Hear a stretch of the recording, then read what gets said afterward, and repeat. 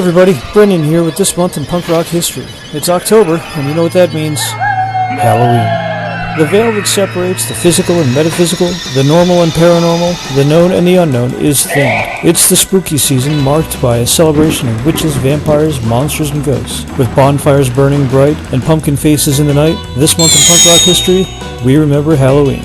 Let's take a look at the history of horror punk. But first I want to take a second to offer a quick shout out to my host, Sweet Jimmy Network. Check out previous editions of This Month in Punk Rock History, as well as 60-second reviews and an all-new Tales from the Thrift coming soon.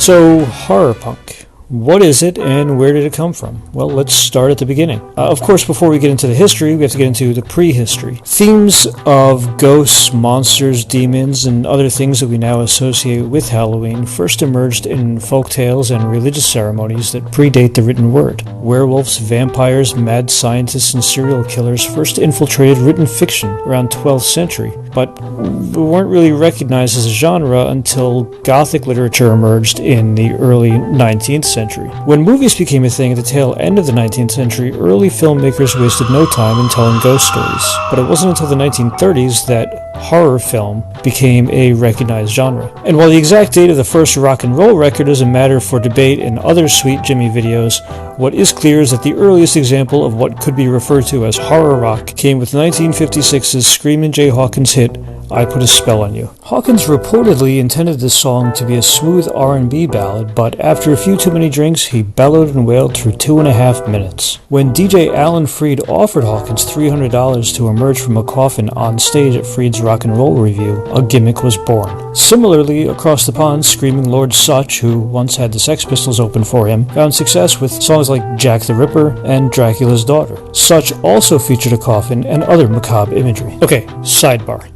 Now, it's important to distinguish here between shock rock, horror rock, and death rock. We'll work backwards and I'll try to be quick. Early in rock history, death rock was a term variously applied to songs like Leader of the Pack by the Shangri-Las and that Cavalier song that Pearl Jam did a terrible cover of, but also things like Monster Mash. Pretty much anything that romanticized death or the dead. Monster Mash actually crosses over to the horror genre because Bobby Boris Pickett does his best Bela Lugosi impression to evoke imagery of a mad scientist, as well as mentioning Wolfman Dracula and his son. I would argue this is the first true horror rock song, although the 1958 Sheb Woolley hit Purple People Eater may make claim to that title. But I digress. The element of shock is embedded in the DNA of rock music. If you've ever seen any of those old rock and roll movies like La Bamba or American Graffiti, you get what I'm talking about. Rock and roll itself was meant to shock. As the novelty of the music itself wore off, the shock value had to be cranked up. The Who smashed their instruments on stage and Jimi Hendrix set fire to his guitar. These are examples of shock without the horror or death. So let's get back on topic. Hawkins and Sutch inspired the likes of Alice Cooper, who to this day combines elaborate stage sets and horror movie aesthetics along with stage makeup and a gimmicky persona. Alice Cooper was huge among the early punks. Legend has it John Lydon karaoke'd to 18 for his Sex Pistols audition. Meanwhile, back in the US, the Ramones channeled their love of horror in 1976 on their first album with songs like I Don't Want to Go Down to the Basement and Chainsaw. At the same time, the Cramps made their way from Cleveland to New York and integrated themselves into the CBGB scene with songs like Human Fly and I Was a Teenage Werewolf. And in a suburban New Jersey basement, aspiring comic book artist Glenn Anzalone decided to pour his creative energy into a band. In April of 1977, the Misfits played CBGB for the first time. That summer, they put out their first single, Cough Cool. Similar to Ramones' Basement, Cough Cool is sort of a first-person horror character study, while the B-side, She, championed Patty Hearst's bank robbery. The Misfits are often cited as the first true horror punk band, but it wasn't until after their debut EP that they really leaned into the B-movie horror aesthetic that everybody knows and loves and overpays to see today. With their Eddie Munster Devilox and their Crimson Ghost Fiend logo, the Misfits were pretty much the sole purveyors of horror punk through the early 80s. They broke up in '83, and Danzig went metal, and the rest of the band got litigious. Around this time, the often overlooked Groovy Ghoulies appeared on the scene, combining the pop-punk of the Ramones and the Dickies with the horror themes of the Misfits. While the Misfits worshipped at the altars of Vincent Price and Wes Craven, the Ghoulies embraced the ridiculousness of it all, drawing their name from the 1970s Filmation cartoon. While the Misfits were all suing each other, their absence left a void of dark and brooding music that was filled by the re-emergence of death rock, with Los Angeles bands like 45 Grave and Christian Death. This was also the era that saw the rise of goth in the UK with Bauhaus and The Cure.